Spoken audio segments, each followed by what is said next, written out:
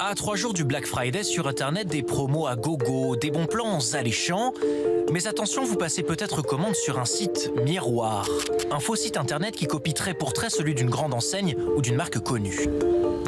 Une arnaque dont a été victime Philippine Melcion. Il y a 1 an, elle réserve un séjour via un site de voyage.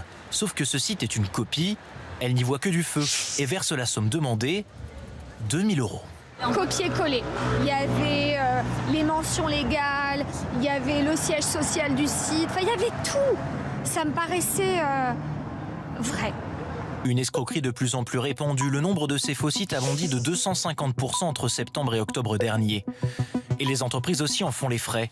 Il y a quelques semaines, le nom de la société d'Eliott Jabès a été détourné par des pirates. Ils ont créé ce faux site de commerce en ligne. C'est un site qui ressemble comme deux gouttes d'eau à un vrai site, sur lequel on peut acheter, etc.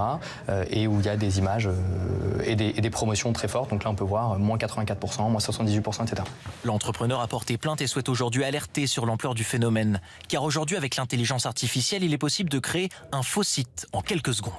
Donc là, j'ai l'exemple d'un site que j'ai fait en moins d'1 minute. Je lui ai juste dit, fais-moi un site qui ressemble à Amazon. Donc vraiment, quelques mots très très simples. Et voilà le site qui m'a sorti. Donc un pirate, quelqu'un qui serait mal intentionné, peut très facilement créer un site internet grâce à l'intelligence artificielle et tromper des consommateurs. Amazon, Cdiscount, Fnac, ils sont tous victimes de ces arnaques, particulièrement au moment du Black Friday ou pendant les fêtes de fin d'année. On peut voir une grosse pointe. Ça correspond aux périodes de Noël. Et ces faux sites sont mis en place pour que les gens puissent ensuite, derrière, essayer de récupérer leur colis en indiquant de l'information personnelle ou alors directement leur numéro de carte bleue. Avec ces faux sites l'an dernier, 382 millions € ont été détournés par les pirates.